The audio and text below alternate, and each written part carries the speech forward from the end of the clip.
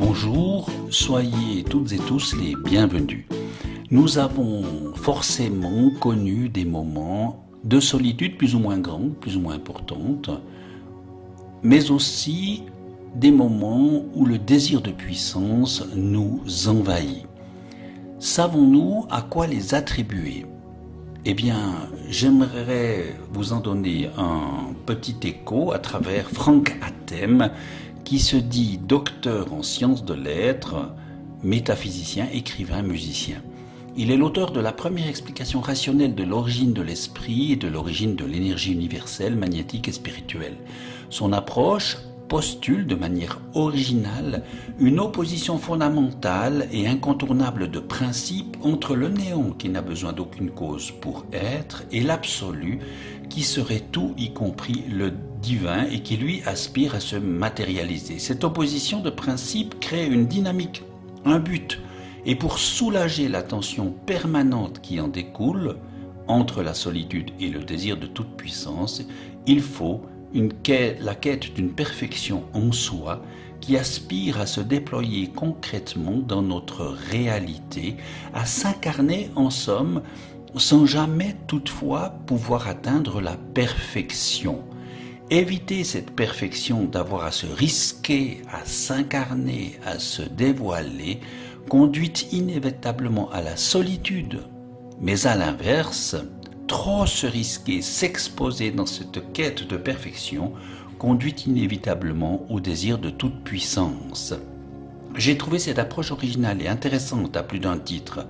Le peu que j'en comprends me permet de faire le lien avec, par exemple, la compensation symbolique inconsciente du docteur Thomas Lamotte, ou encore de faire le lien avec la contraction-expansion de l'espace-temps défendue par Nassim Haramein.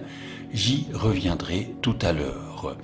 Nous faisons quotidiennement l'expérience de cette opposition fondamentale et incontournable de principes entre le néant qui n'a besoin d'aucune cause pour être, le rien en somme, et l'absolu qui serait tout, y compris le divin, à travers la dualité. Une dualité que nous vivons comme attraction, comme fascination ou comme répulsion, comme séparation ou encore comme union. Et l'équilibrage sera toujours à refaire, à renouveler puisque tout est impermanent. Cela nous place entre la grâce du néant qui ne nous demande rien et le défi de l'absolu inatteignable qui nous demande plutôt d'être au plus près de l'unité que nous tentons d'être sans jamais pouvoir l'atteindre pleinement. Cette dualité crée notre réalité quotidienne, elle est omniprésente et incontournable. C'est un peu, dans ce que j'en comprends, un mouvement perpétuel qui nous fascine et nous révulse, nous questionne assurément. Elle nous rencontre dans les couples d'opposés, la loi, l'amour, la raison, l'émotion, la réflexion, l'action, la volonté, l'instinct, le combat, la fuite, le conscient, le subconscient, la prudence, le risque, la maîtrise, la liberté, la sainteté, la compulsion, l'attachement, le détachement, la lucidité, le mensonge, la sérénité, l'agitation, la confiance ou la méfiance, l'égocentrisme ou l'altruisme et bien d'autres choses encore. Toutes choses que nous tentons en vérité de fuir, de combattre, d'amadouer en les orientant à notre avantage. C'est en cette opposition de principes que se crée notre réalité individuelle et collective. Et cette opposition de principes permet du moins, comme je la comprends, de faire le lien avec le mouvement perpétuel de l'espace-temps décrit par Nassim Haramein. Avec la gravité, quand l'espace-temps se courbe et se contracte, et les forces électromagnétiques quand ils se dilatent. Cette opposition de principes nous situe dans ce qui est momentanément acquis et ce qui est notre quête du moment, donc entre le yin et le yang. Et c'est précisément cette opposition de principes qui crée notre réalité, une réalité forcément totalement subjective, car elle se fixe en un point précis de l'espace-temps, elle sera fictive et construite, car elle émane de nos filtres d'encodage de notre perception du réel, elle aussi unique, fruit de nos expériences, de nos croyances, de nos culpabilités et de nos peurs les plus profondes. Ici, notre passe-temps favori, ce à quoi nous tenons tant, vient du désir féroce de s'auto-justifier, d'assurer ce qui ne peut pas l'être. Nous voici en prise avec la morsure du néant, du rien, et de l'autre côté le défi du tout, en cette quête d'idéal, en ce besoin de se rendre aimable et acceptable, d'être aimé et accepté.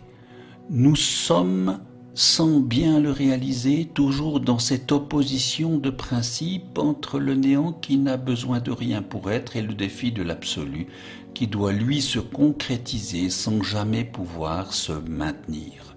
Tout est toujours impermanent, toujours à refaire, tout est toujours appelé à s'ancrer en un point précis de l'espace-temps, c'est le point à partir duquel nous observons l'univers, pour pouvoir ensuite se déployer, se concrétiser, se matérialiser. Mais il n'y a là aucune malédiction, juste une grâce et un défi. Mais entre la grâce du néant et le défi de l'absolu, nous avons un allié, la conscience universelle.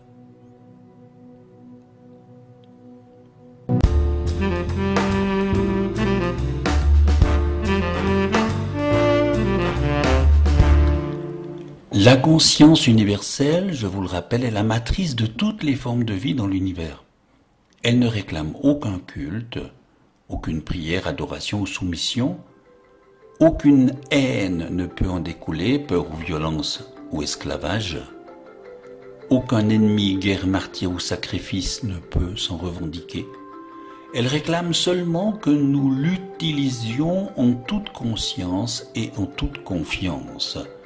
Mais trop souvent, nous l'ignorons en vivant comme si elle n'existait pas. Nous souffrons alors de nos attentes excessives, idéalisées, comme de notre besoin d'être respectés, appréciés, estimés, aimés.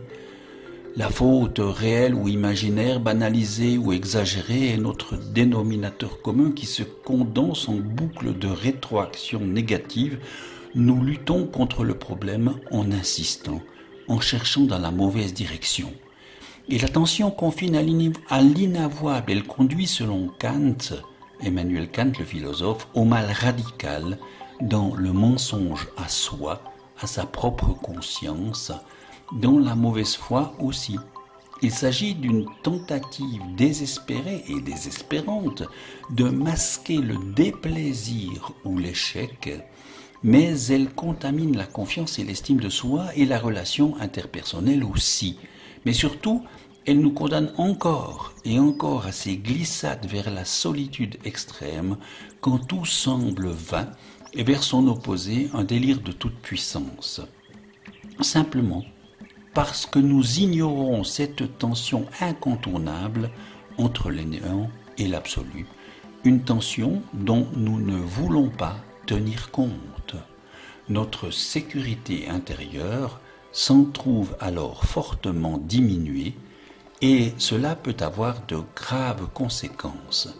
Normalement, nous devrions du côté du yin être aimé, se sentir protégé, se sentir aimé et apprécié, se sentir autonome et authentique, se sentir respecté.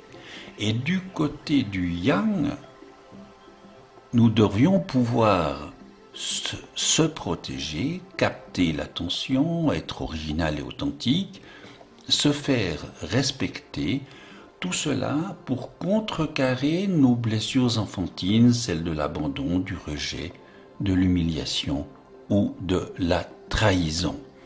Mais ce qui importe, c'est de pouvoir s'adapter à sa guise et de faire des choix personnels pour justement lutter contre les sentiments d'injustice. Mais cela ne garantit pas de vivre l'échec ou la solitude et de sentir cruellement la morsure de la culpabilité notamment. Une culpabilité qui résulte toujours de la transgression réelle ou imaginaire d'une règle morale, faire souffrir, mentir, tricher, dissimuler, tromper, voler, blesser, ou plus grave encore, tuer. Elle concerne notre rapport à la loi, mais aussi au clan, à nos parents, à notre fratrie. Quand la tension de cette culpabilité confine à l'inavouable, elle va, se répétant, conduire à des dérèglements somatiques, donc physiques, corporels, nous avertit le docteur Thomas Lamotte. Il faut impérativement, nous dit-il, apprendre à reconnaître une compensation symbolique inconsciente dans nos décisions, nos choix, nos manies, nos croyances, nos certitudes, ou même dans un accident banal, une piqûre d'insecte, une maladresse, une maladie, une douleur, ou même le comportement que j'induis chez autrui. Il faut savoir que les souvenirs difficiles de notre enfance reviendront inlassablement tant que la blessure ne sera pas cicatrisée, tant que la rumination inconsciente persiste et se traduit justement par de la compensation symbolique inconsciente. Nous sommes en réalité contraints à guérir de nos blessures, mais aussi de nos parents pour échapper au cercle infernal. Pour cela, mieux vaudrait verbaliser la souffrance en exprimant immédiatement nos ressentis, en les relativisant, en adoptant à l'avenir une stratégie d'évitement et de comportement de ce qui blesse ou a blessé. Mais faire l'autruche, refouler, est le plus mauvais choix. Entre la grâce du néant qui ne nous demande rien et le défi de l'absolu qui en théorie nous demande tout, nous sommes invités à faire cet apprentissage indispensable, apprendre à exprimer nos ressentis, apprendre à les relativiser, apprendre à éviter et contourner ce qui blesse ou a blessé, ne surtout pas refouler ou faire l'autruche. Mais il y a également un élément à bien connaître, bien ressentir et bien intégrer instinctivement, c'est le rôle, la place et l'importance de la conscience universelle capable de nous mener à un équilibre.